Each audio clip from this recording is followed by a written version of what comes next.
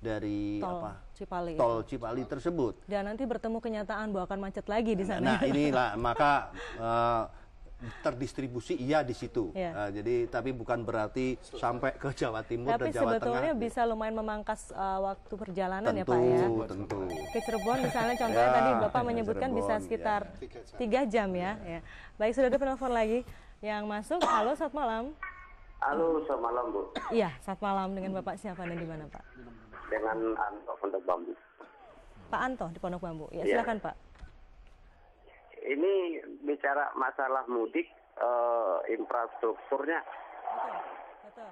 Kenapa terfokus di Jawa aja ya Bu ya? Tadi kita sebetulnya sudah bicara juga mengenai kesiapan di wilayah-wilayah lain Pak. Di Sumatera, Sulawesi, Kalimantan dan jalur lintas tengah itu Sumatera. Itu kan saya sering bolak-balik ya Bu ya. Untuk periode mudik tahun ini itu paling sedikit Bu. Malah kayaknya nggak tersentuh itu. Nggak tersentuh ya Pak? Itu ada jembatan yang di daerah daerah Manggala itu. Itu kalau nggak salah saya udah 4 bulan sampai sekarang nggak kelar-kelar itu Bu. Sehingga jalur simpang metro itu kalau giliran dapat macet itu bisa 2-3 jam Bu. Dari bundaran Lampung itu sampai ke simpang metro itu. Soalnya kan arus Lampung ya, Pak? Lintas timur itu dipindahin ke simpang metro Ibu, belok kanan itu ke arah Palembang. Baik Pak Anto. Itu udah 4 bulan Bu. Baik, nanti bisa kita tanyakan langsung ya Pak ya ke Kementerian PU ya Pak ya. Iya, kurang merata gitu Bu. Perhatikan juga lah Sumatera gitu Bu ya. Baik. Ada lagi Pak Anto? Itu aja Bu. Baik. Terima kasih Bapak. Ya, makasih Bu ya. Penelpon berikutnya sebelum nanti kita jawab Pak Anto. Halo, selamat malam. Halo, selamat malam, Mbak. Iya, selamat malam. Dengan Bapak siapa dan di mana, Pak? Dengan Pak Amin Palembang ini. Iya, silakan Pak Amin.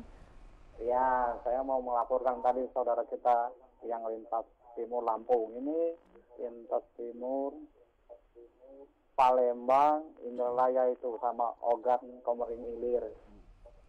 Saya kan dari Jakarta ke Palembang sering lewat darat. Jalan parah sekali itu, kayaknya nggak tersentuh oleh pemerintah pusat. Sudah saya sampaikan dengan Kepala Balai PU Bina Marga, tapi nggak ada tanggapan sampai sekarang, Pak. Nggak ada tanggapan ya, Pak? Iya. Oke, terima kasih, Pak. Baik, terima kasih Pak Amin di Palembang. Gimana nih Pak? Rupanya terutama di Lampung nih ya, tadi ya kalau kita lihat di Simpang Metro dan juga di Palembang. Ada beberapa jalan yang sudah lama rusak tapi tidak. Pak Anto, jadi memang betul bahwa di Jembatan Lempuyang, jembatan itu kira-kira terbagi besar di Lampung, kira-kira 140 km dari Bakahuni.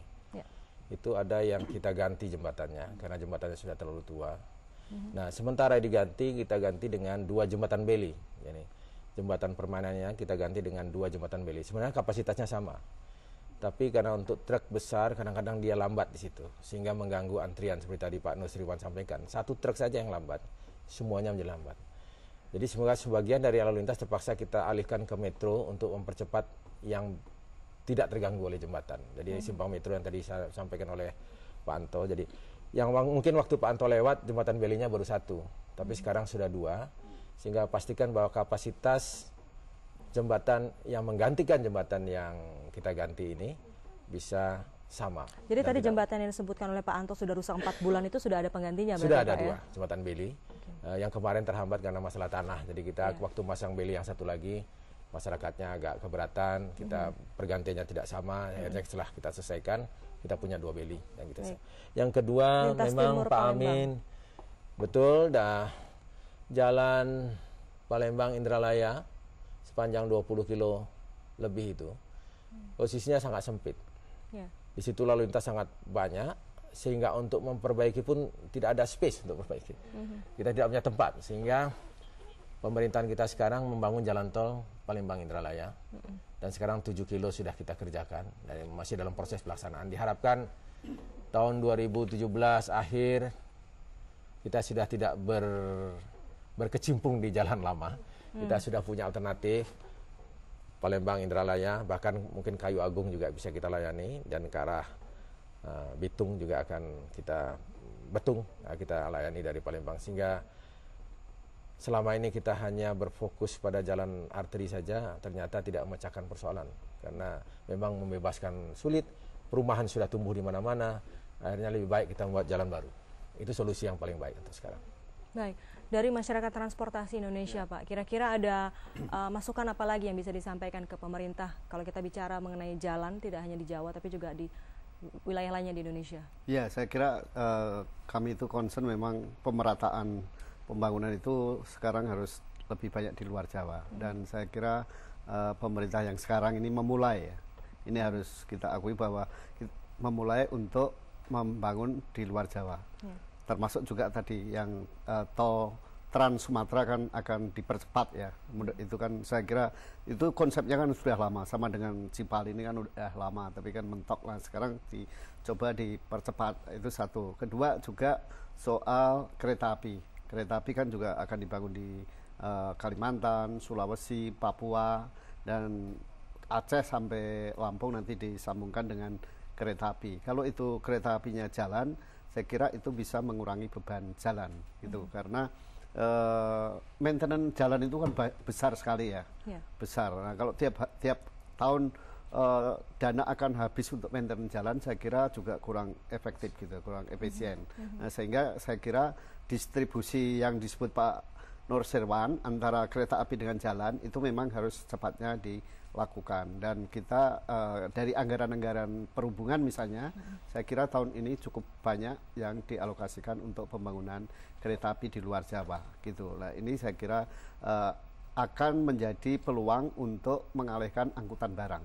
Karena kan beban kerusakan jalan itu yang terbesar kan dari angkutan barangnya. Kalau angkutan barangnya bisa dialihkan ke kereta api, itu bisa mengurangi beban jalan sehingga dana pemeliharaan untuk jalan menjadi berkurang, kapasitas jalan pun bisa ditingkatkan. Baik, Pak Nursiman mungkin mau menambahkan Pak, ini terkait dengan peran pengawasan yang seharusnya dilakukan DPR juga agar pembangunan jalan ini tidak hanya kemudian yang di luar Jawa ini menjadi luput dari perhatian juga gitu Pak.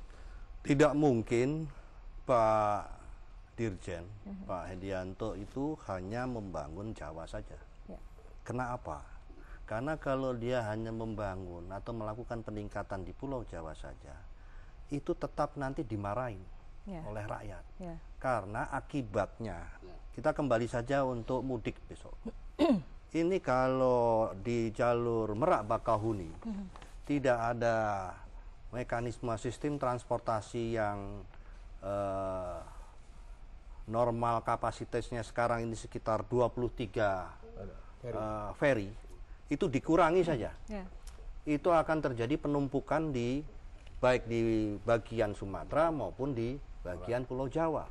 Sehingga mau tidak mau, Bapak yang terhormat tadi mengatakan soal tidak kurang perhatian di pulau luar Jawa, itu tidak mungkin dilakukan khususnya untuk yang pemerintahan saat ini. Pasti akan memulai juga untuk Sumatera, karena akan terjadi penumpukan beban apabila tidak dilakukan hal yang sama di Sumatera. Untuk mudik besok saja, kalau itu hanya memperhatikan di Jawa, ya memang di Jawanya mungkin di Cikopo, Palimanan sampai ke timur lancar-lancar saja. Tapi begitu numpuk nanti di Merak bagaimana? Baik. Dan ini tetap bahwa jalur trek dari Merak ke Tangerang Merak, beliau tetap harus memperhatikan juga, termasuk diantaranya Bakahuni sampai ke Palembang, ke atas, ke Palembang. Tidak mungkin luput dari perhatian. Tidak mungkin luput, apalagi tadi Pak Dirjen apalagi DPR juga ikut mengawasi ya. Mengawasi, beliau begitu hafal sampai kilometer saja. Ini ada jembatan diganti 2 biji, pertanyaannya padahal mendadak. Artinya itu perhatiannya sudah sangat besar, itu sudah pasti. Baik, kita sudah sampai di penghujung pembicaraan kita malam hari ini. Saya mungkin minta closing statement dari Pak Dirjen, Pak, terkait dengan tema kita malam ini, bagaimana persiapan ataupun kesiapan infrastruktur jalan jelang mudik Lebaran ini. Baik, jadi pemerintah sudah maksimal menyediakan infrastruktur bagi para pemudik melalui semua moda transportasi. Sekarang yang akan kita lakukan ke depan dalam melayani masyarakat adalah bagaimana rekayasa lalu lintas dilakukan oleh semua pihak nanti. Bahwa kalau ada kemacetan di titik A, bagaimana ngaturnya, sehingga terkomunikasi antara semua titik dan akhirnya memberikan pelayanan optimal bagi mereka. Yang kedua, saya harapkan semua pengendara yang akan pulang menjaga kondisi. Jangan memaksakan diri, jangan mencoba kecepatan yang lebih dari seharusnya. Tolong berantri dengan baik, hargai semua pengguna, sehingga kita selamat, bagi yang pulang kampung akan selamat dan kembali lagi ke Jakarta. Baik, terima kasih sekali lagi atas perbincangannya pada malam hari ini. Tentu saja pemerintah sebagai pengelola, pemelihara dan pengamanan jalan telah melakukan berbagai upaya agar memberikan pelayanan yang baik kepada masyarakat, dan juga kita sebagai masyarakat pengguna diharapkan juga mampu berdisiplin dalam nanti pada saat mudik lebaran ataupun arus balik lebaran. Sekali lagi terima kasih Bapak-bapak sudah hadir bersama kami pada malam hari ini, dan saudara, demikian tadi perbincangan kami dalam Kabinet Kerja Menjawab. Atas nama kerabat kerja yang bertugas, saya Herina Suherdi pamit. Selamat malam dan sampai jumpa.